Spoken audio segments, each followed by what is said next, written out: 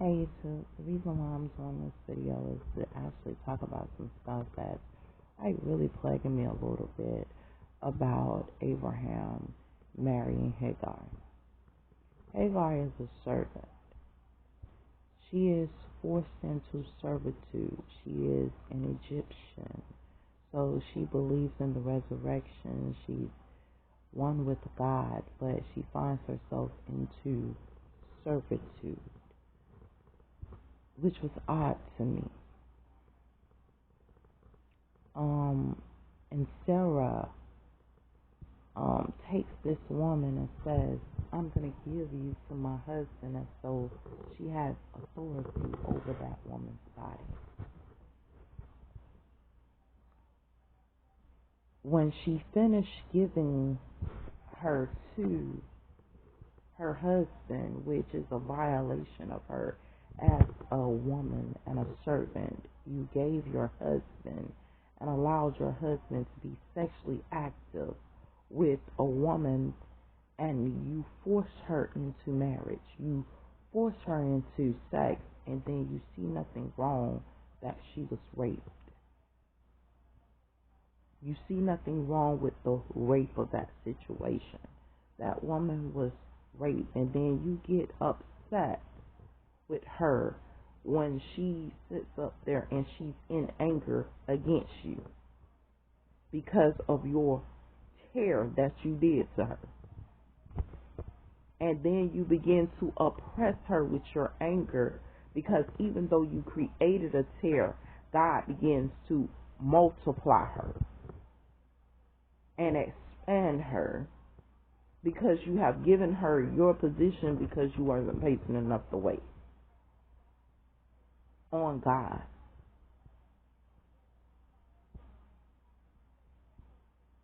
And the sad part about this whole situation, it starts, for some weird reason, when I start to read the Bible, I start to see that our people had demonic issues.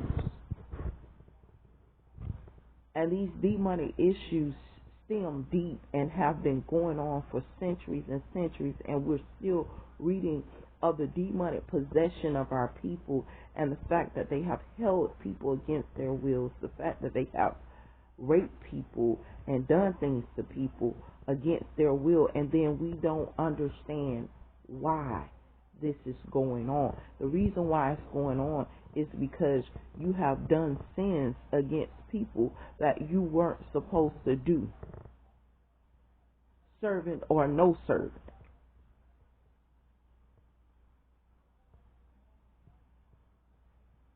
Employee or no employee, because that's pretty much what a servant was. A servant worked for a certain amount of wages, or a servant was in servitude to actually be able to provide for themselves. Can you imagine working for people and they're taking advantage of you sexually and all of this stuff because they say, oh, well, this is my employee, this is my servant, I can do with it what I will. And so now you're being taken advantage of. You're being taken through because they have this principle that has been tainted for quite some time, since biblical times, that it's okay to do with people whatever you will as long as they're underneath you. So as long as they're underneath you, you can treat them however you will. You can oppress them. You can do them however you will. And then we start to realize how messed up these situations are, because why would you bring this woman and sleep with her sexually, give her to your husband? So what you did, you actually raped her. You and your husband raped her. But they didn't see anything wrong with that sin. This is how hoism came in. You understand what I'm saying? So now you got a rape situation. Let's go a little bit deeper than that. Let's go before that, when Abraham takes his wife again into Egypt and gives her to a Pharaoh. That's another sign of hoism. But here we got Abraham never suffering the consequences of being out of alignment with God. None of that was God's will. None of that was what God had wanted. So now we're doing 400 years of slavery because we're out of line with God's will. Because first of all, what did you do to Hagar? Yeah, you got to pay for that. You got to pay for what happened with Hagar. That's not without consequence. It's the reason why your people have to do this, because I believe in universal law.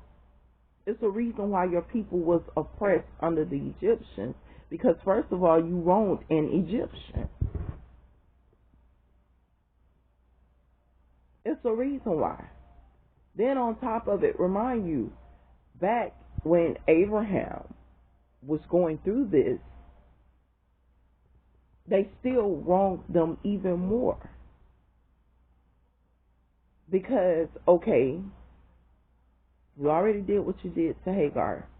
You almost overthrew an Egyptian house with a Pharaoh because you didn't tell him that this woman was your wife. So all you kept doing was trying to, like, deceive and introduce sin in to an Egyptian culture. Because you gave this man your wife, and he said, you could have destroyed my whole kingdom, my whole house with the sins you commit. But you are supposed to be a godly man. Where is the God in you? Why would you do this? I was afraid that you would kill. Why would you do this?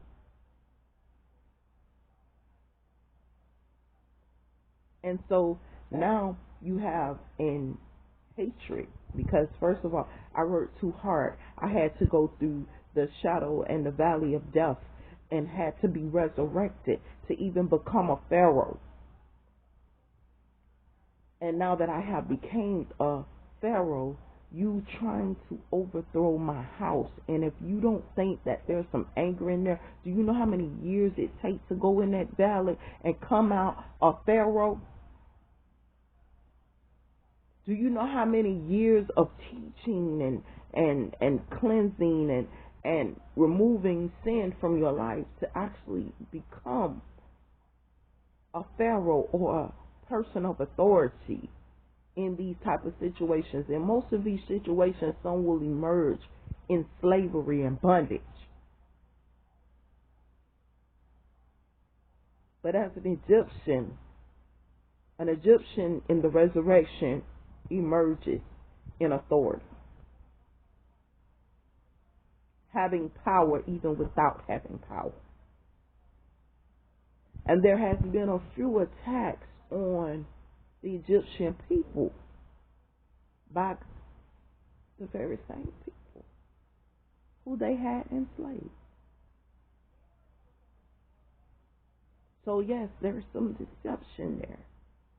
And guess what the Egyptians always do? We're going to write this down. Egyptians are writers. So they write the betrayal down so that they don't forget. The writing's on the wall. They write it down. Such and such happened. This is my journaling to my people as to my journey as a Pharaoh. So these people are constantly writing, constantly scribing, constantly making sure it's documented. But then you send an angel to Hagar and tell Hagar to return to Abraham because she is a servant or a slave or an employee, whatever you want to call her. Return there to continue to be oppressed and submit yourself. Interesting. Move forward. God got to now deliver you from the hands of Egypt because of what took place with just Hagar alone. Let's go back a little bit more. Remember Joseph. Remember all these people that you sinned against because your hearts were so nasty and negative, but you have a God that's with you. And see, that reminds me, I'm starting to read the Holy Quran. And in the Quran, when I first started off reading it, he says, you guys do evil and think that good will come from it.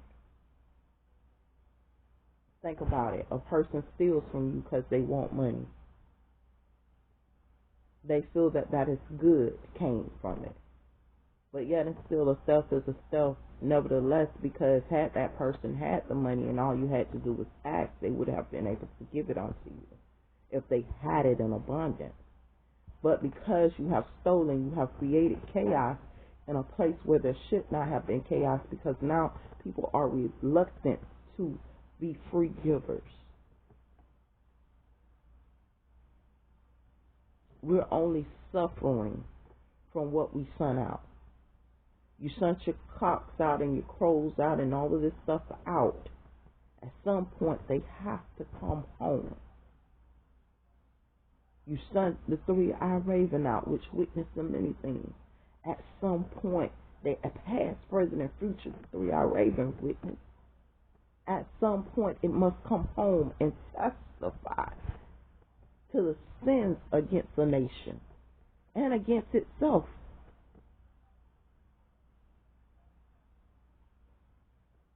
But we're not looking at that. And then when we find ourselves enslaved, we're angry with God because we done made all these different sinful decisions against people and not understand. Love your neighbor like you love yourself. Hold up, wait a minute. I wouldn't want that done to me, so I'm not going to do it to nobody else. That's all it's saying. I don't want to be abused, so I'm not going to abuse anybody else. I don't want to be mistreated, so I'm not going to mistreat anybody else. I wouldn't want such and such to go on with me, so I'm not going to do it with anybody else. Send out what you want to reap. I always was taught this. We are going to reap a harvest of what we send out. So we can enslave a person all day long, but then when our enslavement comes, there's no need of crying because of the bondage, because that tab has to be paid one way or another. You're going to pay for what you do one way or another. So if you enslave a person and you took the person through and you done sat up here and done them like a dirty dog, done used them to do all your evil deeds and dirty deeds and them compelled, manipulated and everything, when it comes your time, don't scream in agony talking about God deliver me, because you did not want God in the days that God was sitting up there walking. You wanted sin, and that's what you will receive.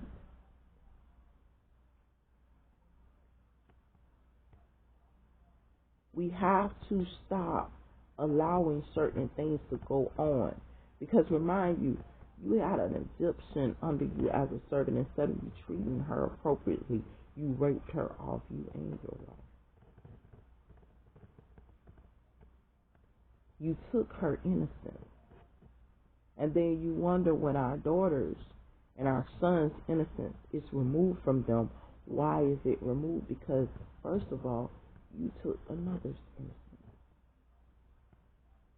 But this is but the beginning, because now you were giving her, you were actually giving an Egyptian servant because a Pharaoh wanted a woman to look after another woman.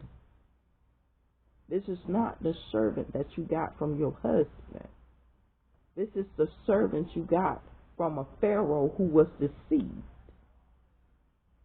And trust me, he did not give you anything because he was fond of you. He gave you the best of the best. But these are the games that's played. Hopefully these words encourage you stay wise.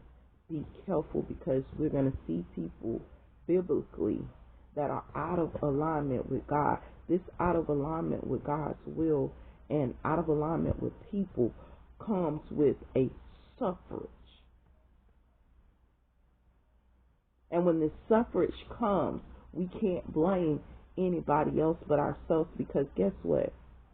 Eventually, you send Hagar back to her people with her son. But her son is already prophesied over by your people that he will be a ruler and a king. So be careful what you do. Hopefully these words encourage you. Stay blessed.